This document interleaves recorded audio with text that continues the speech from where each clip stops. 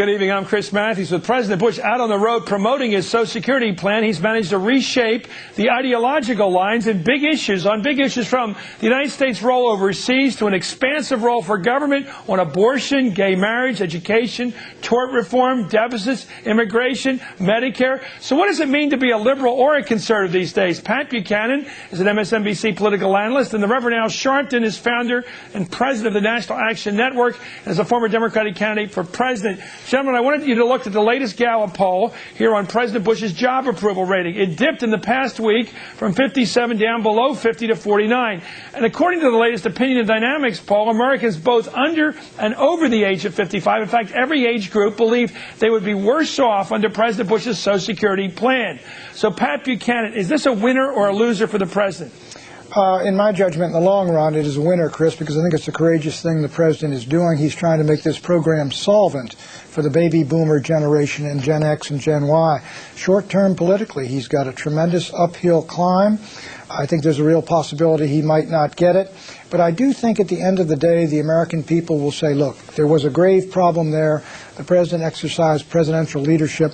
And I think the people who come back with nothing to the president, if that's what happens, I think will be the ultimate losers. Reverend Sharopton, is this a winner for the president or a loser, this move to make Social Security involve personal accounts and the other changes? I think it's a loser, not only for the president. I think it's a loser for the American people, because what we're really doing is removing people's guaranteed safety net and saying that we want to really privatize this and in many ways gamble it away. And I think that the American public has seen it for what it is. We're first of all dealing with an incomplete plan, and we're dealing with broad stroke themes that would really make, in my judgment, the future of many Americans at risk. And I think the American people see it now. I think they would see it later. And I think that's why he's dipping in the polls. Let me ask you about this latest poll I point to, the Opinion Dynamics poll.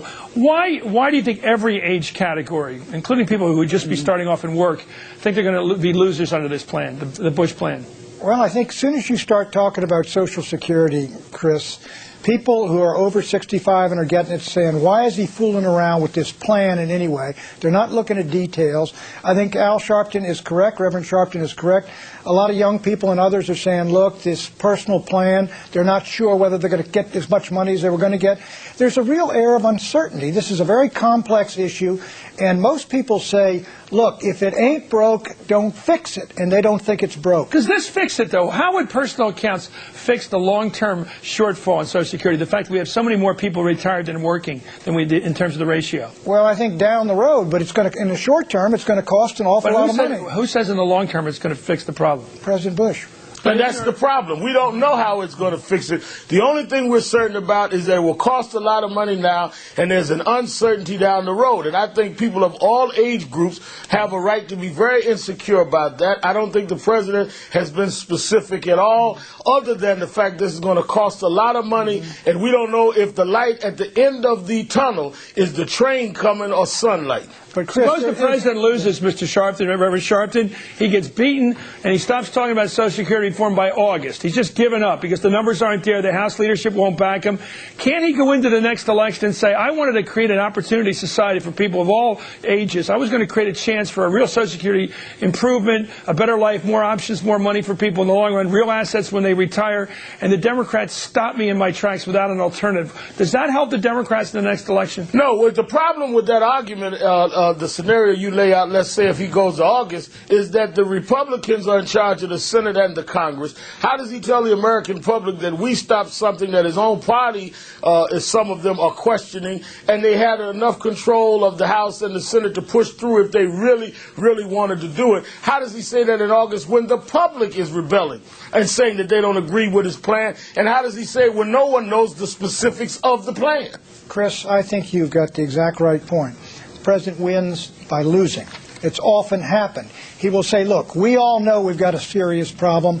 The baby boomers cannot be funded. This thing is headed for the point where the surplus starts shrinking in a few years. By 2018, it disappears. I have tried. I have done my best. We did not succeed. And no one will have been hurt in their Social Security, but people will say, whatever you say about the President of the United States, he tried to lead on this. I think he will be well thought of on that. And I do believe that we all know there's a problem, Chris. We all know the numbers show there's a problem. And I think the President will be highly regarded for having tried. Last question on this before we get to the philosophical question about whether George Bush is really a conservative, and I want to raise that question really seriously right now. But do the Democrats need to offer an alternative? If you were leading the Democratic Party in the House or the Senate, Reverend Sharopton, would you come forward and meet them halfway with an alternative, or would you do to them what Bill Kristol urged back in the 1990s against Hillary Clinton? Give them nothing so they can't compromise. Well, I think the difference is that in the 90s, Hillary Clinton laid out a plan. We still don't know what we are fighting here. We're dealing with a broad stroke of ideas. If the Democrats came with a counter plan, it would be the only detailed plan on the table. I think that we ought to expose the fact the President has not come with a specific plan. All we know is that it will cost a lot, it will gamble in the long run, and that the details that are lacking is on the President's side, not the Democrat side. But the plan is going to be coming. The President's going to have a specific plan, or the Republicans are going to have a specific plan. And when they do, the Democrats can't get up and say, just say no. We're going to do nothing. How come they can't? Isn't that what the Republicans did to Hillary? But look, there's a different They got away with it. They killed her. Well, the reason they did is no one saw the major problem of national health care. All I heard was they're going to take away my health insurance and put me in some other plan. Yes. But I think the Democrats... Every American, Al, I do believe, knows there's a serious problem, especially young people. They're all thinking we ain't going to get anything. They know there's a problem. And I think they're going to say, you know, we may not have agreed with the President, but darn it, he tried to fix this thing for us. And I think he's going to get good marks on it. I think we will come with a plan, and I think we've already started laying it. It was written by Franklin D. Roosevelt. We're just going to update it. Okay, let me ask you, gentlemen, about something I have no idea which way you're going to go on. It's the definition of what a conservative is and what a liberal is. When we were all growing up, a conservative was a guy who didn't spend much money at the federal level. He was a guy who didn't believe, or a woman who didn't believe in much government at the federal level to begin with, and maybe even less at the local level. He was a guy that didn't want to spend much money on poor people or anything else. He was a guy that didn't want to go fight overseas wars if we could get out of them. Now a conservative is a guy who wants to have wars overseas in the Middle East. We're heavily involved over there now. He's for all kinds of things like prescription drugs, for liberalization of immigration, for more spending, involvement in abortion, involvement in the federal level, involvement in marriage definitions. Pat, it seems like Bush may not be a conservative as we grew up thinking a conservative is. George Bush is a great society conservative. It's What's a that? brand new Explain beast. that to the viewers.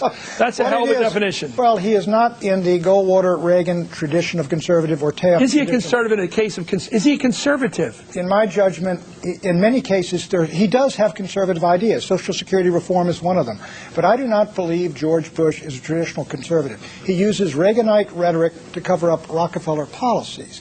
I mean, look, when you have No Child Left Behind, a huge expansion of the federal budget there and the federal bureaucracy there. You've got prescription drugs under Medicare. That's the first entitlement since LBJ. You've got faith-based pork out there, which is the same thing LBJ did in the cities. You've How about never vetoing a single spending bill? Exactly. You've got budget deficits, $400 billion. You've got Wilsonian interventionism abroad. I want to ask you a couple of questions, because I know your positions and you're public on them. Is overseas adventurism, overseas involvement in many countries like we have right now, in the Middle East especially, is that conservative foreign policy, or is it something else? I think it's something else. I think that when you look at the fact that this president is engaged in a lot of overseas involvements to a tremendous cost to Americans, that's not what we traditionally thought as of being conservative. In fact, he has spent money when we have been faced with record deficits here, both on the federal and the state level. I think that in many ways he has been an extreme right-winger, but I don't think in terms of what we traditionally regarded as conservative and as regarded about it as being very, very cautious and prudent. He has not shown that in how they have spent money overseas and domestically. It's funny how they talk about Democrats are tax and spend when they have spent much more money than anyone would imagine, and they're talking about spending even more while they accuse the other side of that. You know, Democrats are the party of tax and spend, and Republicans have become the party of guns and butter and tax cuts too. And spend, also liberalize immigration policies. Exactly. How can you call that conservative, the immigration policy of this administration? The conservative, look, when Eisenhower came in, he had Operation Wetback, and he sent 1 million illegal, nice word, he sent 1 million illegal aliens who were in the country, said you got to go home. George Bush will not even defend the borders of the United States because he believes in open borders. That's Wall Street Journal conservatism. Does he believe in getting more votes? Well, I mean, that's one of the reasons is that, but big business wants it. George Bush, I think, personally has got that point of view. I think he believes it deeply, but it is not conservatism. I want to get back and talk about federal involvement in issues like abortion, gay marriage, definitions of marriage, and whether you can truly call that a conservative approach because it's Washington making the rules.